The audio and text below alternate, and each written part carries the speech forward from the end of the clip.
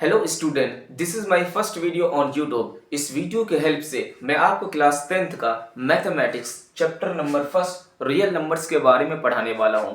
और इस वाले चैप्टर में बोर्ड से रिलेटेड 2025 में जो मोस्ट इंपॉर्टेंट क्वेश्चंस है वो करवाने वाला हूं। So the first question, find the sum of the exponents of a prime factors in the prime factorization of 200 means कि हमें क्या करना है, 200 का सबसे पहले फैक्टराइज करना है और उसकी जो प्राइम फैक्टर्स के जो पावर्स है, ये एक्सपोनेंट्स आपको डरना नहीं है। एक्सपोनेंट बेसिकली क्या है, हमारा पावर्स है। अभी करते हैं, आपको समझ में आएगा। सबसे पहले हमें क्या करें, 200 का फैक्ट ये करो, प्राइम फैक्टराइजेशन करो। सो 200 यहाँ लिखेंगे, ठीक। यहाँ 2 से करेंगे सबसे पहले तो ये 100 आएगा, देन 2 से फिर डिवाइड करेंगे, इसको कितना आएगा 50, अगेन 2 से विच इज 25, देन अगेन अब 2 से नहीं कर सकते, 5 से करेंगे तो ये 5 एंड लास्टली 5 से करेंगे। अब देखो 200 है, इसको 200 लिखो, इसके जितने भी प्राइम फैक्टर्स है इधर लिखना है। 2 multiplied by 2 multiplied by 2 multiplied by 5 multiplied by 5, ये हो गया, ठीक। अब हम क्या करेंगे, 2 लिखेंगे और 2 के कितने ये है 2 1 2 3 3 टाइम्स है, तो इसके पावर क्या होगा 3, यानी ये एक्सपोनेंट, इसी की बात कर रहे हैं। अगला क्या हमारा 5, फिर 5 लिखते हैं और 5 के कितने 5 है, 1 2 2 5, तो इसके पावर क्या होगा 2। क्वेश्चन में बोला है कि इसके हमें क्या करना है, एक्सपोनेंट्स के सम करना है। तो सिंपल, इसका एक्सपोनेंट क्या है 3 है, तो यहाँ लिखेंगे 3। ये क्या है 2, तो प्लस कर दो 2, तो 3 + 2 विच इज 5। इस क्वेश्चन में यही था। अब इससे रिलेटेड आपको यहाँ पे 200 आया, अभी कहीं पे 300 देगा, कहीं पे 196 देगा, तो सबसे पहले आपको क्या करना है, सिंपल यहाँ पे फैक्टराइज करना है। देन इसके बाद ये जितने भी ये होंगे ये फैक्टर्स होंगे, इधर इसको लिखेंगे। देन इसके बाद अगर यहाँ बोला है क्या, सम बोला है, यहाँ कहीं बोलेगा आपको डिफरेंस करना है, कहीं मल्टीपल बोलेगा कि मल्टीप्लाई करना है, कभी डिवाइड बोलेगा, तो आपको क्या उसी हिसाब से करना है, ठीक है। अब next question is find the total numbers of factors of a prime number. यानी इस क्वेश्चन में बोला है कि क्या हमें प्राइम नंबर्स के टोटल फैक्टर्स कितने हैं। So first you have to know what is prime numbers. Basically prime numbers वो होते हैं जिसके सिर्फ दो ही फैक्टर हो, यानी 1 एंड इटसेल्फ। जैसे एग्जांपल ले रहे हैं, जैसे 5 लिया, 5 किस किस से कटेगा, 1 से कटेगा और 5, यानी कि 1 के टेबल में 5 आता है एंड 5 के टेबल में 5 आता है। अनदर क्वेश्चन 7, 7 इज आल्सो 1 से जाएगा और 7 से जाएगा, ठीक है। तो इसके आंसर क्या होगा, इसका आंसर सिंपल क्या है, ओनली, हम इसको लिख देंगे ओनली 2 फैक्टर्स, ओनली 2 फैक्टर्स। इनके टोटल फैक्टर्स कितने होंगे, प्राइम नंबर्स के सिर्फ 2 ही होंगे। ऐसे ही हमें जैसे प्राइम नंबर्स की इंफॉर्मेशन हो गई, ठीक है, ऐसे हमें यह पता होना चाहिए कि कंपोजिट नंबर क्या है। तो कंपोजिट नंबर बेसिकली वो नंबर होते हैं जिसके मोर देन 2 फैक्टर्स हो, यानी कि जैसे एग्जांपल लेकर आपको बताते हैं 4 कितने किस किस नंबर से किस किस के टेबल में आएगा, 1 के टेबल में आएगा, 2 के टेबल में आएगा एंड 4 के टेबल में आएगा। तो देखो मोर देन कितने हैं, 2 फैक्टर्स है, 2 से ज्यादा फैक्टर्स है, तो इस नंबर को हम क्या बोलेंगे, कंपोजिट नंबर। क्या बोलेंगे इनको, कंपोजिट नंबर्स, ठीक। अब देखो इसमें एक बहुत बेसिक क्वेश्चन ये पूछा जाता है कि चलो आपने बता दिया कि कंपोजिट नंबर क्या है, प्राइम नंबर्स क्या है। अब यहाँ क्वेश्चन ये अराइज होता है कि 1 कौन सा नंबर है, 1 कौन सा नंबर है, और ऐसे ही 0 के साथ भी है कि 0 कौन सा नंबर है। बेसिकली हमें ज्यादातर 1 के बारे में ही पूछा जाता है। तो 1 ना ही हमारा प्राइम नंबर है, ना ही हमारा कंपोजिट नंबर है। क्यों, क्योंकि देखो 1 किसके टेबल में आएगा, सिर्फ एक के टेबल में आएगा और किसी के टेबल में तो आएगा ही नहीं। कम हमें प्राइम नंबर होने के लिए एटलीस्ट 2 फैक्टर, एटलीस्ट नहीं 2 ही फैक्टर्स होना चाहिए, ठीक है। तो यहाँ तो एक ही फैक्टर्स है, तो ये तो ना प्राइम नंबर है, ठीक है, और ना ही कंपोजिट। कंपोजिट के लिए कम से कम मिनिमम कितना 3 फैक्टर्स होना चाहिए, तो यहाँ तो है ही एक ही फैक्टर्स है। सेम है 0 के साथ, तो इसका आंसर क्या, 1 and 0 is neither prime nor composite number. So the next question is D, two positive integers a and b can be written as a बराबर a x की पावर 4 x की पावर 4 and y की power 2 and b बराबर x की power 1 and y की power 3 where x and y are prime numbers, find the LCM of a and b। यानी कि आपको इस क्वेश्चन में क्या बोला है कि हमें a और b का बेसिकली क्या करना है, एलसीएम फाइंड करना है। तो हमारा देखो क्या है, यहाँ पे a बराबर कितना दिया है, x की पावर 4 एंड y की पावर 2 और ऐसे ही हमारा b बराबर कितना दिया है, b बराबर दिया है x एंड y की पावर 3। तो एलसीएम का केस क्या होता है कि हमें एलसीएम में हाईएस्ट पावर को देखना होता है, हाईएस्ट पावर का हमें मल्टीप्लिकेशन करना होता है। तो यानी हाईएस्ट पावर देखो, अगर हम एलसीएम किसका, a और b का करते हैं, ठीक है। तो हाईएस्ट पावर बताओ, x का हाईएस्ट पावर क्या है, x का हाईएस्ट पावर यहाँ पे देख रहे हैं 4 है, तो हम क्या करेंगे यहाँ पे लेंगे x की पावर 4, ओके। और y की पावर देखो, हाईएस्ट पावर क्या है 2 है, 3 है, यहाँ 3 है, तो हम y के साथ क्या लेंगे 3। तो ये हमारा a और b का एलसीएम क्या आ गया, x की पावर 4 एंड y की पावर 3। अब इसी क्वेश्चन में अगर ये पूछ लेता कि यहाँ पे एचसीएफ एलसीएम की जगह एचसीएफ पूछ लेता, मान लेते हैं ये क्वेश्चन यहीं पे चेंज कर लेते हैं, यहाँ पूछ लेता आपसे क्या HCF, नेक्स्ट क्वेश्चन ऐसे भी पूछ सकते हैं। तो हम क्या करेंगे HCF के लिए, देखिए सिंपल है, HCF के लिए HCF of this number A and B का हमें यहाँ क्या लिया, मैक्सिमम पावर लिया, क्या लिया था मैक्सिमम पावर, ठीक। और यहाँ पे हम लेंगे मिनिमम पावर, क्या लेंगे मिनिमम, ठीक, मिनिमम पावर, ओके। तो ये देखो x का मिनिमम पावर क्या है हमारा 4, तो ये x की पावर 4 है ये, और यहाँ पे x की पावर क्या है 1 है, तो हम ये लेंगे x की पावर 1। और यहाँ मिनिमम पावर क्या है x की पावर 2, तो y की पावर 2, तो बेसिकली हम y की पावर क्या लेंगे 2 लेंगे। अब इस क्वेश्चन में एक ऐसे आता है, एक रिलेशन है, ये रिलेशन बहुत आता है कि जो हमारा जिस नंबर का एलसीएम निकालना होता है और एचसीएफ निकालना होता है उनका, यानी first number and second number, या इसको ऐसे भी लिख सकते हैं फर्स्ट नंबर, ठीक, इनटू सेकंड नंबर, ये बराबर होता है, इसी चीज को बता रहे हैं। वो होता है कि एलसीएम क्या, एलसीएम क्या लिखते हैं सही से, LCM of which number A और बी, ठीक है, गुना HCF of A and B, ये एक रिलेशन होता है, क्या होता है ये रिलेशन, इसी चीज को यहाँ पे लिख देता हूं, यानी कि LCM गुना HCF, ठीक है, ये क्वेश्चन होता है। तो देखो हम अभी हम प्रूफ करते हैं कि हमने सही किया या गलत किया ये क्वेश्चंस में। तो हम क्या देखो a का मान क्या है, a का मान साफ साफ बताओ, a का मान हमारा क्या है x की पावर 4, ठीक है, एंड y की पावर 2 गुना, और हमारा जो है b पार्ट यानी b का क्या है बेसिकली x की पावर 1 एंड y की पावर 3, ठीक, देख लो। और यहाँ एलसीएम जो निकाला हमने, एलसीएम कितना निकला है x की पावर 4 एंड y की पावर 3, और यहाँ पे हमने एचसीएफ क्या निकाला x की पावर 1 एंड y की पावर 2।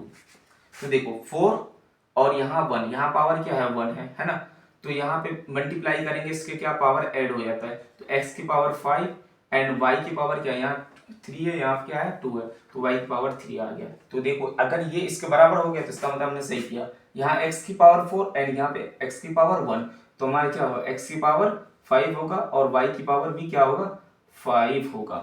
तो इस तरीके ये रिलेशन आपको बहुत ज्यादा आएगा, ठीक है, ये पता होना चाहिए कि एलसीएम बराबर क्या, एलसीएम गुना एचसीएफ होता है क्या, जिस नंबर का हम एलसीएम और एचसीएफ निकालते हैं उसका प्रोडक्ट वो हमेशा बराबर होता है। ये क्वेश्चन बहुत इंपॉर्टेंट है, ठीक है। So next question, the LCM of two number is 2400, which of the following can not be their HCF, यानी ये बोला है कि अगर दो नंबर मान लो हमारा कोई दो नंबर a एंड b, इनका जो हमारा एलसीएम दे रखा है वो कितना है 2400, ठीक है, तो वो इसमें से ऐसा नंबर बताओ जो क्या है इसका एचसीएफ नहीं हो सकता।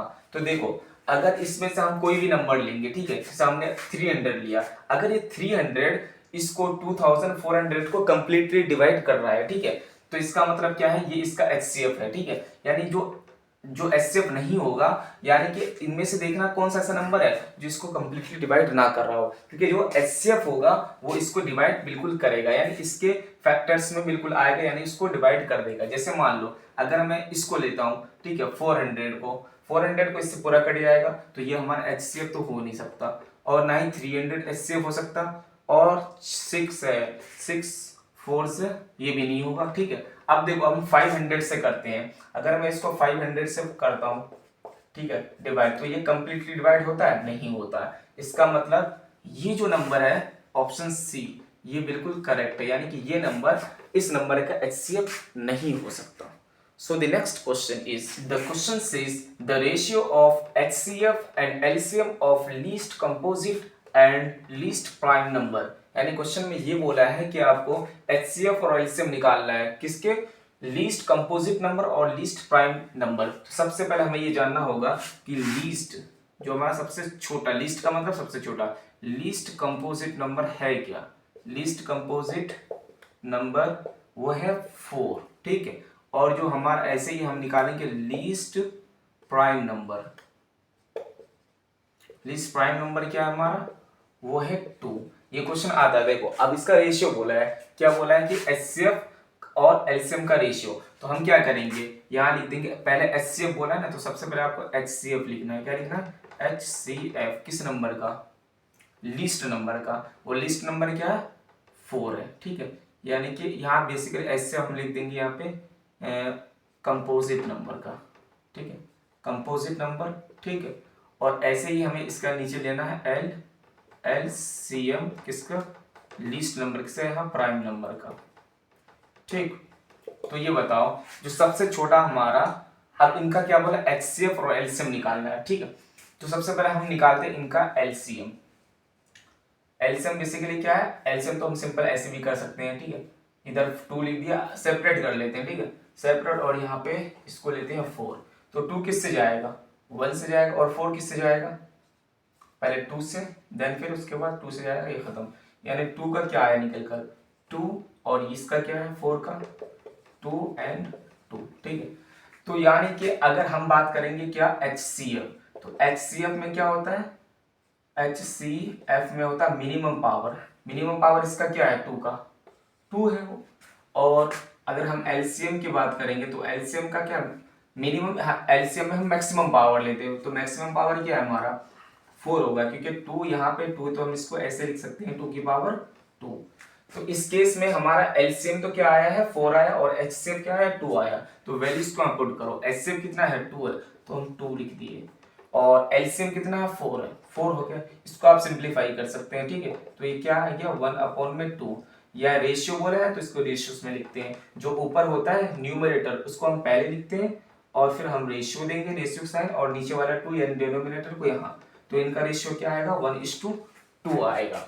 अगर यही क्वेश्चन आपसे ये पूछ लेता कि हमें पहले LCM आता और HCF आता बाद में, तो हम इसको क्या करते हैं, पहले 2 ऊपर लिखते और 1 को नीचे लिखते, तो उसका आ जाता 2:1, ठीक है। So the next question is, on a morning walk 3 persons step out together and their step measure 30 centimeter, 36 centimeter and 40 centimeter respectively. What is the minimum distance each should walk so that each can cover the same distance in complete steps? देखो ये question है words problem, ठीक है। इस question को देखकर अक्सर लोग कहते हैं कि यहाँ पे मैं HCF करूँ, LCM करूँ, क्या करूँ, यहाँ समझ में नहीं आता है। बेसिकली देखो क्या है, पहला इंसान क्या है, पहले स्टेप जो उनका जो स्टेप की दूरी है वो कितना डिस्टेंस करता है कवर, 30 सेंटीमीटर। दूसरा जो एक स्टेप लेता है वो कितना लेता है 36 सेंटीमीटर का, ठीक। अगला पर्सन जो लेता है वो 40 का लेता है, ठीक। अब ये क्वेश्चन ये कह रहा है क्या, ऐसा वक्त बताओ यानी कि कितना स्टेप्स वो आगे चलेगा जिससे क्या होगा कि उन सभी का डिस्टेंस क्या हो जाए, सेम हो जाए। डिस्टेंस क्या हो जाए, बेसिकली सेम हो जाए। तो यहाँ साफ साफ हमें पता चल रहा है कि इंसान पीछे तो नहीं जाएगा। अब एक बार कदम आगे करेगा 30 सेंटीमीटर, अब अगली बार फिर करेगा 30 दूनी 60, ऐसे ये 36, फिर ये आगे स्टेप लेगा, तो ऐसे ही 40 है, फिर अगला स्टेप लेगा तो क्या आएगा। तो हमें साफ साफ पता चल रहा है कि आंसर जो आने वाला है वो बेसिकली क्या है कि ये जो 30, 36 एंड 40 है इनसे ज्यादा आएगा। जब भी ऐसा हो ना तो बिना सोचे आपको क्या करना है, एलसीएम फाइंड करना। क्या करना है, एलसीएम फाइंड। और अगर आपको लगे कुछ क्वेश्चन ऐसे पूछे जाए कि इससे आंसर क्या आए 30 या 36 या 40 के नीचे आए या 30 के बराबर आए, उस केस में क्या कर सकते हो आप, एचसीएफ फाइंड करोगे। सबका लॉजिक अलग है, ये तो समझ में आ गया ना। जैसे मान लो कोई भी चीज, एक इंसान यहाँ चला तो भाई 30, अगर हम स्मॉल की बात करते हैं, चलो सबसे पहले 2, अगर कोई इंसान एक कदम चलता है वो 2 सेंटीमीटर कवर करता है, दूसरा जो इंसान है वो अगर एक कदम आगे बढ़ाता है वो 3 सेंटीमीटर की दूरी तय करता है। तो ये बताओ कि मतलब कब ऐसा वक्त होगा जो सेम डिस्टेंस कवर करेगा। तो जाहिर सी बात है 2 की टेबल करो तो हम क्या आएगा 2 2 4, ठीक है। फिर उसके बाद क्या है हम 2 की टेबल लेते हैं, 2, 4 एंड 6 एंड 8 देन 10 एंड 12 और ऐसे आगे चलते जाएंगे, ठीक। और इसका देखो, अगर हम 3 के बाद 3 फिर 6, हमें साफ साफ पता चल रहा है कि हाँ ऐसा वक्त आएगा जो क्या, जब 6 सेंटीमीटर की दूरी दोनों तय करेगा तभी ये दोनों क्या आएगा कि एक साथ आ जाएगा। तो इसी कॉन्सेप्ट से हम ये वाले क्वेश्चंस को करने वाले हैं। तो बिना देरी किए इस क्वेश्चन को करते हैं। सबसे पहले देखो 30 को 36 और इनका हम करेंगे प्राइम फैक्टराइजेशन। तो 30 को करते हैं, देखो 30 को है 30 से पहले 2 से करेंगे, कितना आएगा 15, 15 देन फिर 3 से 5 एंड 5, ठीक। और नेक्स्ट क्या है हमारा 36, इनका करो 36 को 2 से करोगे सबसे पहले तो क्या आएगा 1, 18, फिर उसके बाद 2 से करेंगे कितना आएगा 9, फिर इसके बाद 3 से 3 देन 3 से 1, ठीक है। अब ऐसे यहाँ से दे रहा हूँ 2, ठीक। अगला क्या है 40 का प्राइम फैक्टराइजेशन करो, 2 से जाएगा 20, फिर 2 से 10 देन 2 से 5, फिर 5 से 1, ठीक है। अब क्या करेंगे हम इसको सबको यहाँ पे लिख देते हैं। 30 का क्या है सारे 2 मल्टीप्लाइड बाई 3 मल्टीप्लाइड बाई 5, ऐसे ही हमारा क्या 36 का क्या है 2 multiplied by 2 multiplied by 3 multiplied by 3, ठीक। और हमारा 40 का क्या है 2 multiplied by 2 multiplied by 2 multiplied by 5, ठीक है। अब देखो हमें क्या फाइंड करना है कि इन सभी का ऐसा कौन सा डिस्टेंस होगा जो सब के सब एक साथ रहेगा। तो हम क्या फाइंड करेंगे एलसीएम।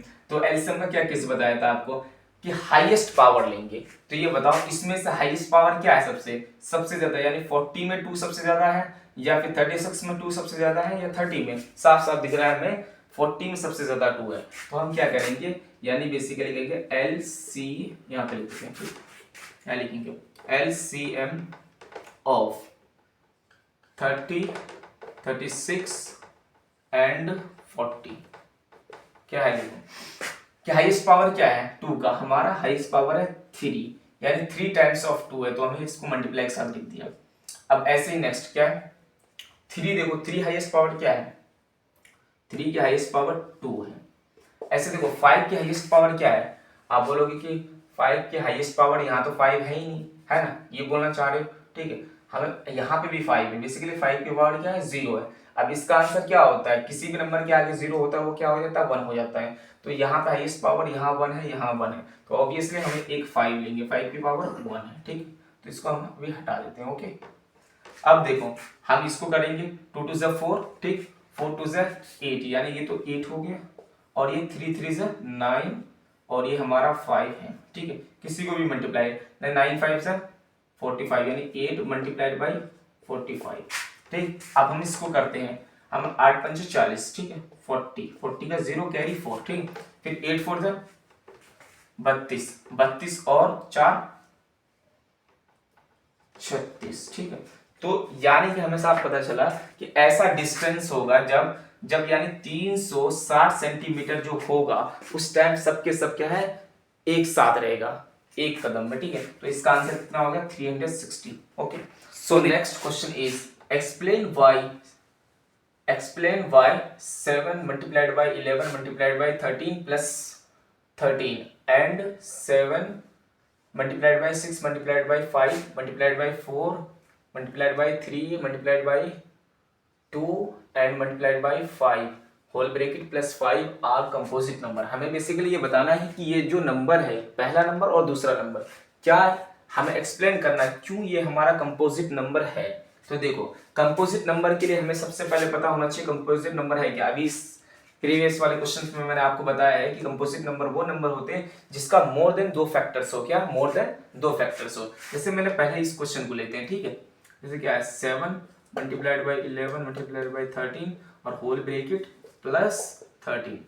तो देखो तो हमें इसमें 13 है, 13 पहले कॉमन ले लेते हैं। क्या लेते हैं 13 हमने कॉमन लिया तो बचा क्या 7 मल्टीप्लाइड बाई 11 और यहाँ पे प्लस 1 बचा, ठीक है। तो यहाँ पे क्या एक तो एक नंबर हो गया। यही साफ साफ पता चल रहा है कि अगर इसको हम टोटल जब मल्टीप्लाई करके प्लस करेंगे जो भी एक नंबर मिलेगा, ठीक है, उस नंबर वो जो नंबर मिलेगा वो तो खुद उसके टेबल में आएगा, यानी वो एक फैक्टर हो गया। 1 इज ऑल्सो उसका फैक्टर, 1 भी उसका क्या फैक्टर है, ठीक है, 1 तो हर नंबर का फैक्टर होता है। और साथ में ये जो 13 है यानी कि इसी के तो मल्टीपल है इसका, तो यानी कि ये भी उसका क्या फैक्टर है। अब हम इसको प्लस करेंगे तो यहाँ भी कुछ फैक्टर्स निकलेगा। देखिए जैसे मैंने 13 लिखा, ये कितना है 77 प्लस 1 13, और ये क्या 78 निकला। यानी कि हमें पता चल गया जब इसको हम मल्टीप्लाई करेंगे ना, बेसिकली ये नंबर यहीं से आया, जब इसको मल्टीप्लाई करेंगे कोई एक नंबर मिलेगा, वो तो एक उसका फैक्टर होगा ही, और साथ में 1 भी फैक्टर है, और यहाँ देखो सेपरेट में 13 जो है 13 भी एक फैक्टर है, और ये भी एक उसका कोई फैक्टर होगा। जब इसको हम फर्दर और डिवाइड करेंगे तो हमें पता चले, यानी कि जब इसको प्राइम फैक्टराइजेशन करेंगे इसके भी कुछ फैक्टर्स निकलेगा। हमें तो सिर्फ 3 चाहिए या 3 से ज्यादा, तो 1 इज ऑल्सो फैक्टर, जब इसको मल्टीप्लाई करेंगे एक नंबर मिलेगा, वो एक फैक्टर है, और ये 13 एक उसका फैक्टर्स है। तो हम इसीलिए कह सकते हैं so this number is a composite number. ठीक, ऐसे हम इसके साथ करेंगे। देखो यहाँ पे भी एक सेकंड, ये तो नंबर हमें प्रूव कर दे कि कंपोजिट नंबर है क्योंकि ये मोर देन 2 फैक्टर्स है। सेम इसके साथ देखो 7 6 गुना 5 गुना 4 3 2 एंड 1 होल ब्रैकेट प्लस में 5।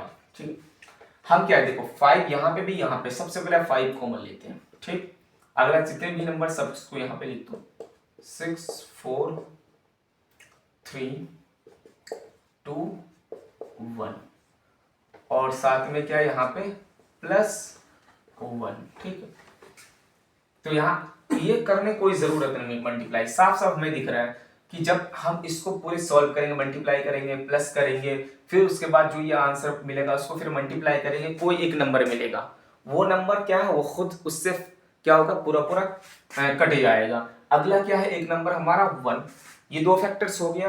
अब देखो हमने जो सेपरेट करा ये 5 भी क्या करेगा, ये जो नंबर रिजल्ट मिलेगा फाइनल नंबर, ये भी उसका क्या है फैक्टर्स है। तो यहाँ पे साफ साफ पता चल रहा है कि यहाँ पे भी है मोर देन 2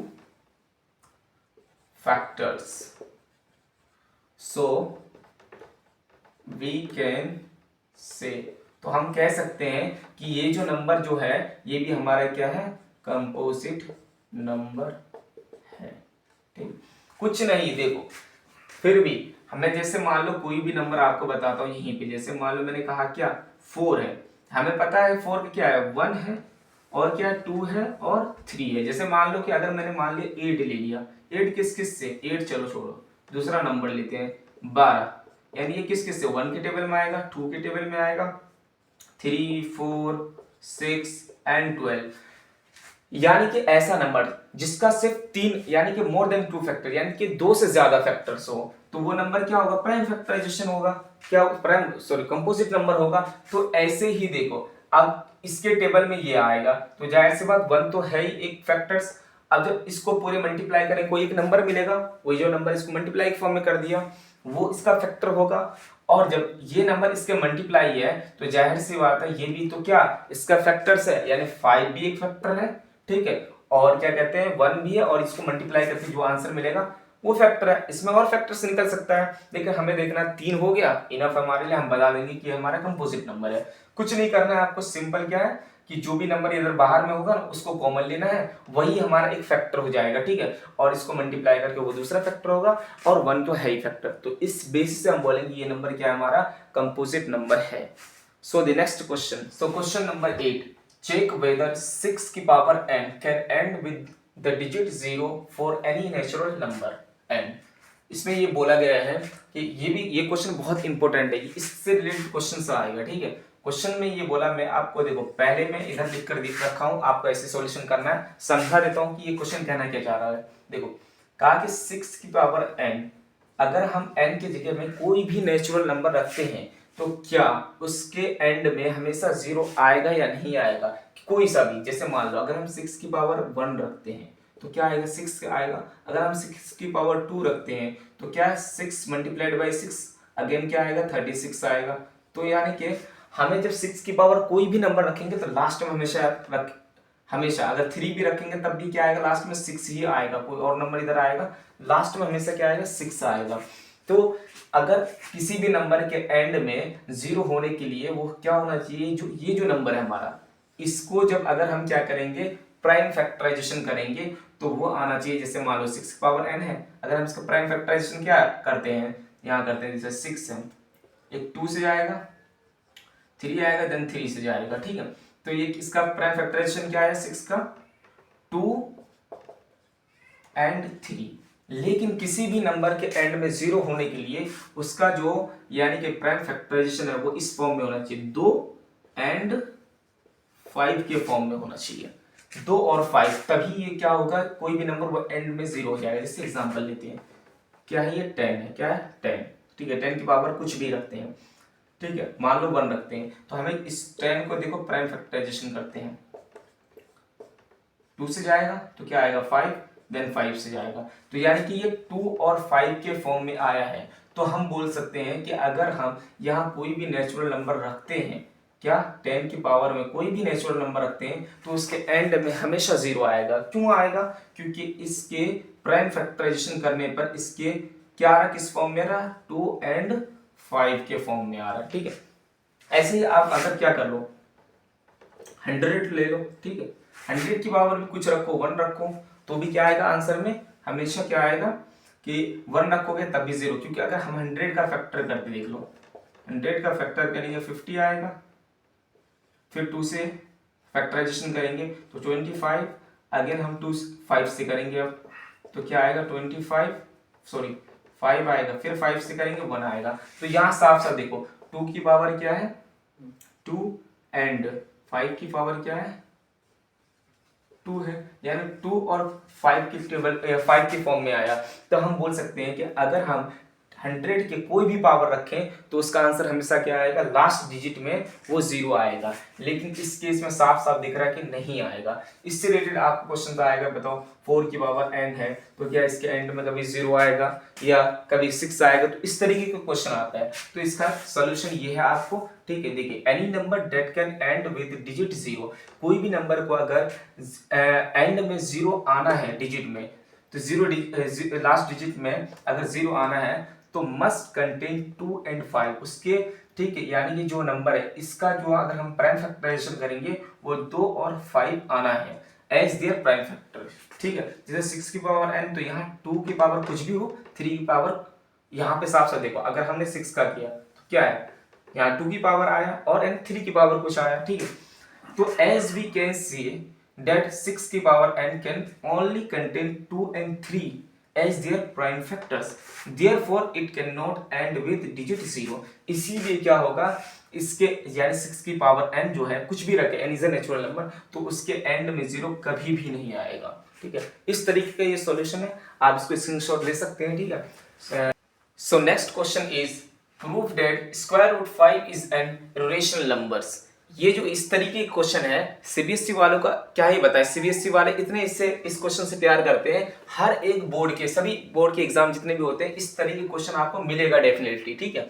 तो इस क्वेश्चन को बहुत, वैसे मैंने जितने क्वेश्चन करवाए सारे इंपॉर्टेंट है, लेकिन ये क्वेश्चन ज्यादा इंपॉर्टेंट है। तो चलिए इस क्वेश्चन को करते हैं। इसको हमें कॉन्ट्रडिक्शन मेथड से करना है, यानी कि ये हमें क्या प्रूव करना है कि एक रेशनल नंबर है, तो हमें स्क्वायर रूट 5 को पहले क्या रेशनल मानना है। सो लेट करते हैं हम कि square root 5 be any rational number, सबसे पहले ठीक रेशनल नंबर। तो हम इसको जब इसे रेशनल नंबर माने हैं तो ये p अपॉन क्यू के फॉर्म में होगा। हम इसको लिख सकते हैं कि square root 5 p by Q, ठीक है। अब यहाँ रीजन लिख देना here p and q are coprime integer, ठीक, इंटीजर्स। और यहाँ ये बताया q is not equal to 0, ठीक है। इसको बॉक्स कर दूँ। अब क्या करेंगे, इनको क्रॉस मल्टीप्लाई करते हैं तो ये क्या हो जाएगा हमारा q रूट में 5, ठीक है। और अब यहाँ पे तो p होगा, ठीक। अब क्या करेंगे हम स्क्वायरिंग ऑन बोथ साइड। अब स्क्वायरिंग करो तो यहाँ लिख देता हूँ मैं आपको, so that squaring on both side. ठीक, तो हम स्क्वायरिंग करते तो इसको लिखेंगे क्यू स्क्वायर रूट 5 में स्क्वायर करो दोनों साइड, इधर भी पी करेंगे, ठीक है, पी स्क्वायर होगा। तो इससे क्या होगा कि यहाँ पे 2 बार ये है तो हमारा क्यू की पावर क्या हो जाएगा 2 हो जाएगा। और ये जो हमारी ये है क्या है बेसिकली ये ऐसा है रूट 5 मल्टीप्लाइड बाई रूट 5, जो इससे कितना हो जाएगा अंदर आएगा क्या 25, और इसका स्क्वायर रूट कितना जब करते हैं तो क्या आता है 5, तो इसको यहाँ से क्या निकलेगा 5 निकलेगा। ठीक, तो इसको हम इरेज करते हैं। और क्यू जो हमारा क्यू स्क्वायर और 5 है मल्टीप्लाई में ये किसके बराबर है पी स्क्वायर के। तो यहां से हम बोल सकते हैं कि जो 5 है इस पी स्क्वायर को क्या कर रहा है डिवाइड कर रहा है, तो हम लिख देंगे 5 डिवाइड्स पी स्क्वायर। ठीक है, अगर 5 डिवाइड करा पी स्क्वायर को तो हम बोल सकते हैं कि 5 इज ऑल्सो डिवाइड्स पी, क्योंकि ये जो मेथड है अभी हमने क्या थ्योरम 1.3 में है कि कोई भी नंबर अगर क्या कर रहा हो उसके स्क्वायर को कट कर रहा हो फिर पूरा पूरा डिवाइड कर रहा हो तो वो नंबर खुद उससे डिवाइड करते हैं। आइए हम आपको समझाते हैं। जैसे कॉमन नंबर ले लिया एक 5 ले लिया, ठीक है, 5 के स्क्वायर अगर हम करते हैं, चलो मान लो पी एक हमारा क्या पी नंबर लेते हैं 5 जो है ये पी स्क्वायर क्या कर रहा है पूरा पूरा कट रहा है, यानी पी स्क्वायर का आंसर क्या आएगा बेसिकली ये हमारा होगा 25। ठीक है, तो जो 5 है 5 ये क्या करेगा पी स्क्वायर के 5 के स्क्वायर के टेबल में आ रहा है तो ये पी पूरा पूरा इसको कट जाएगा 5 से 25, और ये स्क्वायर अब इसके अंदर जो ये नंबर है ये भी तो 5 इसको पूरा पूरा कट कर रही है, तो वही थ्योरम जो हमारा 1.3 है उसके हिसाब से हम बोलेंगे 5 इज ऑल्सो डिवाइड्स पी। अब हम क्या करेंगे हम यहाँ पे लेंगे सो नेक्स्ट चीज, ठीक है, कि हम P बराबर, ठीक है, एक 5R लेंगे। ठीक है, R हमारा कोई भी एक क्या होगा इंटीजर नंबर होगा, तो यहाँ पे हम क्या करेंगे अब स्क्वायरिंग ऑन बोथ साइड करेंगे, यहाँ पे भी फिर एक तो स्क्वायरिंग ऑन बोथ साइड, यहाँ हम लेट करेंगे, ठीक है, ये भी मान लेंगे, ठीक लेट। ठीक, अब देखो नेक्स्ट इधर कराते हैं। जैसे हमने स्क्वायरिंग करेंगे तो यहाँ पे क्या हो जाएगा पी स्क्वायर और साथ में क्या हो जाएगा 5R का होल स्क्वायर। ठीक है, अब देखो ये जो इक्वेशन इसको इक्वेशन 1 मान लो। ठीक ठीक, अब देखो पी स्क्वायर का मान कितना है यहाँ पे पुट कर दो, पी स्क्वायर का वैल्यू क्या है क्यू स्क्वायर और 5, अब जब हम स्क्वायर करेंगे ये कितना आएगा 25R स्क्वायर। ठीक है, इस 5 से कितने टाइम्स में जाएगा 5 टाइम्स में, तो ये क्या बचेगा पी क्यू स्क्वायर और ये 5 की आर स्क्वायर। ठीक, यहाँ पे जैसे मैंने इस इक्वेशन में बताया था ये 5 के साथ मल्टीप्लाई में तो ये 5 इधर लाएंगे तो ये डिवाइड में हो जाएगा, ऐसे ही ये 5 क्या है इधर है, अगर इस 5 को मैं इधर लाऊंगा तो ये क्या होगा 5 इसको भी डिवाइड करेगी, तो हम इससे बोल सकते हैं कि 5 इज, या फिर ऐसे लिखूं 5 डिवाइड्स क्यू स्क्वायर, सो 5 ऑल्सो डिवाइड्स क्यू। ठीक, इस इक्वेशन इसको मान लेते हैं कि ये हमारा यहाँ पे दूसरा और ये तीसरा, हम बोल सकते हैं कि जो 5 है फ्रॉम सेकेंड एंड थर्ड, हम बोले यहाँ लिख दो reason from second and third, जो 5 है वो पी स्क्वायर को भी डिवाइड कर रहा है और 5 क्या हमारा क्यू स्क्वायर को भी डिवाइड कर रहा है। बस इसी से हमारा क्वेश्चन बन गया कि अभी हमने यहाँ पे क्या माना था जो पी और क्यू है वो क्या है को प्राइम नंबर्स है। अब को प्राइम नंबर का मतलब क्या है कि उसका एलसीएम क्या हो 1 हो, यानी कि 1 से ही वो नंबर कटे। जैसे मान लो मैंने लिख दिया 3/7 लिख दिया, ये नंबर क्या है दोनों 1 से ही कटेगा, कोई ऐसा कॉमन नंबर नहीं है कि ये कटेगा, तो इनका एचसीएफ क्या आया 1 आया एचसीएफ। तो यहाँ पे देखो हमने इसको माना था कि ये को प्राइम नंबर है यानी इसका एचसीएफ 1 है, लेकिन यहाँ पे साफ साफ दिख रहा है कि 5 एक ऐसा नंबर है जो कि पी स्क्वायर को भी कट कर रही है और 5 है वो क्यू को भी कट कर रहा है, तो यानी 5 is a common factor of both number P and Q. तो हम यहाँ से बोलेंगे कि from second and third 5 is common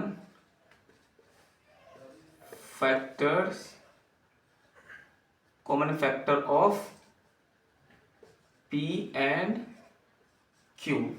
ठीक, 5 क्या कॉमन फैक्टर है किसका, पी और क्यू का। सो हम बोल सकते हैं कि our assumption is wrong.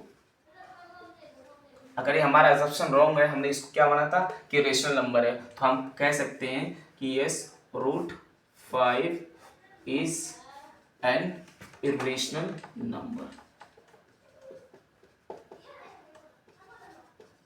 Irrational number, ठीक है। इस क्वेश्चन को बिल्कुल इसी तरीके से करना है, कोई और नहीं है।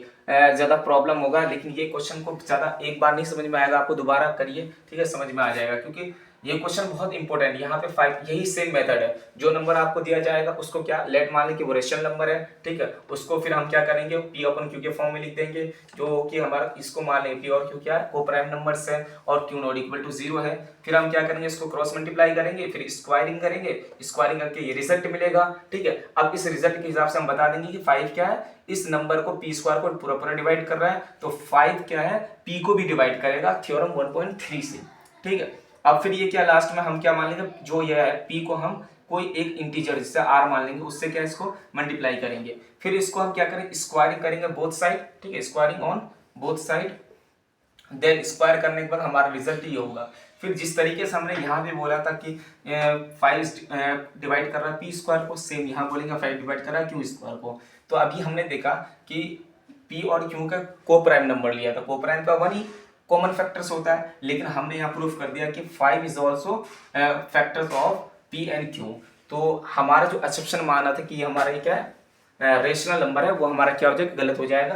क्योंकि रेशनल नंबर होने के लिए को प्राइम फैक्टर्स क्या होना चाहिए, सिर्फ 1 होना चाहिए, ठीक है, यानी वो नंबर को प्राइम होना चाहिए। लेकिन हमने यहाँ पे क्या 1 से ज्यादा फैक्टर निकाल दिए, जो कोई 5 है, दोनों को कट कर रही है। तो इस तरीके से हम बोल सकते हैं कि 5 क्या है, हमारा कॉमन फैक्टर है पी और क्यू का।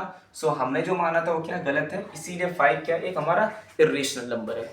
Yes, next question, prove that 2 + √3 divided by 5 is an irrational number given that square root 3 is an irrational number। जैसे इससे पहले वाला क्वेश्चन मैंने करवाया क्वेश्चन नंबर 9, जो कि वो भी बहुत इंपॉर्टेंट क्वेश्चन है और ये भी इंपॉर्टेंट क्वेश्चन है, ये उसी का वर्जन है, सेकंड वर्जन। ये क्या है, थोड़ा इजी वे में है। अगर ये क्वेश्चन आपको आएगा ना आपके पास, तो डेफिनेटली ये 3 नंबर्स का आएगा, 3 मार्क्स का। लेकिन अगर वो वाला क्वेश्चन होगा वो 5 मार्क्स का डेफिनेटली आएगा। तो आपको ये दोनों क्वेश्चन को देखना है कैसे करते हैं, ठीक है। जो क्वेश्चन है ये वाला ज्यादा इजी, हम इस नंबर को जो है इसको मान लेंगे क्या एक रेशनल नंबर है, 2 + √3 डिवाइड बाई 5 क्या है, लेट कर लेंगे, let this number be an even rational number, ठीक, रेशनल नंबर। अगर ये रेशनल नंबर है तो जाहिर सी बात हम इसको पी एफ आई क्यू के फॉर्म में लिख सकते हैं, ठीक, पी बाई क्यू के फॉर्म में लिख सकते हैं। और यहाँ रीजन लिख देंगे कि पी एंड, जहाँ पी एंड क्यू क्या है हमारा, P and Q are coprime integer, ठीक, इंटीजर्स। और यहाँ लिख देंगे Q is not equal to 0, ठीक। तो हम इसको अब देखो ये वाला क्या है, जितने भी चीजें इधर ट्रांसफर कर दो, सिर्फ जो √3 है इसको इधर ही रखना है। देखो क्या है, पहले 2 + √3 एज इट इज रखना है, ठीक है। और p बाई क्यू, और ये जाहिर सी बात ये इधर डिवाइड में इधर आएगा तो मल्टीप्लाई में होगा, ठीक है, यानी 5p हो गया। अब क्या करेंगे, इसको हम इधर ट्रांसफर करेंगे, 2 को इधर करेंगे, तो हमारा क्या √3 एज इट इज रखो, ठीक। अब ये है, इससे मल्टीप्लाई करो, क्या आएगा 5p और अपॉन में q, ठीक है। और ये जो चीज प्लस में है इधर आएगा क्या होगा -2, ठीक। इसको आप चाहो तो क्या करो एलसीएम ले लो, चलो एलसीएम ले लेते हैं, 3 और ये q हो गया, और हमारा ये 5p माइनस का यहाँ क्या रखेंगे, तो हमारे ये हो जाएगा 2q हो जाएगा, ठीक है। अब क्वेश्चन में साफ साफ देखिए, एक तरफ हमारा क्या है इरेशनल नंबर है,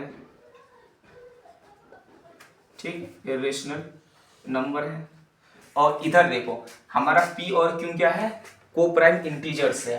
अब को प्राइम इंटीजर्स को अगर हम 2 से या 3 5 से मल्टीप्लाई करेंगे वो हमारा क्या होगा, को प्राइम नंबर ही रहेगा, यानी कि ये बेसिकली ये वाला पार्ट हमारा क्या पूरा रेशनल नंबर है, रेशनल नंबर है, और ये वाला पार्ट हमारा इरेशनल नंबर है। क्या कभी ऐसा पॉसिबल है कि रेशनल नंबर और रेशनल नंबर इरेशनल नंबर बराबर हो सकता? It is not possible. तो हम यहीं से बोल सकते हैं क्या कि √3 इज एन इरेशनल नंबर, ठीक, irrational number, whereas P 5P minus 2Q upon में Q R is a rational number, is a rational number. So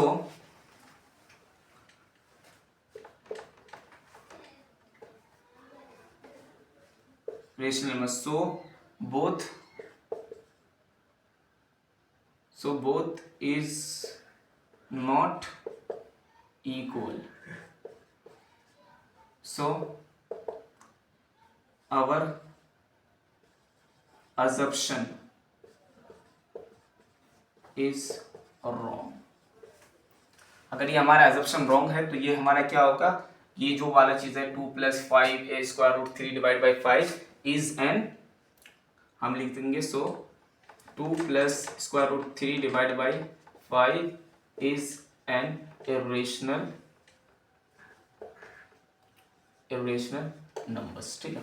इसी तरीके आपको जो मैंने क्वेश्चंस करवाया है इस क्वेश्चन को बार बार देखें इस वीडियो में, और भी आपको जहां से ये कंटेंट मिलता है और अच्छे तरीके से वीडियो को पढ़ने की कोशिश करें, ठीक है। इससे अगर आप इतना कर लेंगे, आप इसको इस चैप्टर से रिलेटेड जो भी डाउट है, ठीक है, सारा क्लियर हो जाएगा, और आपका जो नंबर है पूरा इस चैप्टर से रिलेटेड सारे नंबर आने की पूरा संभावना है, कोई प्रॉब्लम नहीं होगा, ठीक है। और ऐसे ही मेरे वीडियोस को देखने के लिए हमारे यूट्यूब चैनल आवर क्लासेस को सब्सक्राइब करें और अपने दोस्तों के पास ज़रूर शेयर करें। और यहाँ पे हर 2 दिन के बाद, अभी जो बोर्ड एग्जाम आने वाले हैं, ठीक है, हर 2 दिन के बाद 3 दिन के बाद आपको क्या है पूरे चैप्टर का जो मोस्ट एक्सपेक्टेड क्वेश्चन है वो मैं अपलोड करूँगा। तो आप इससे सब्सक्राइब करना ना भूलें और बेल आइकन को भी हिट कर दें। Thank you so much.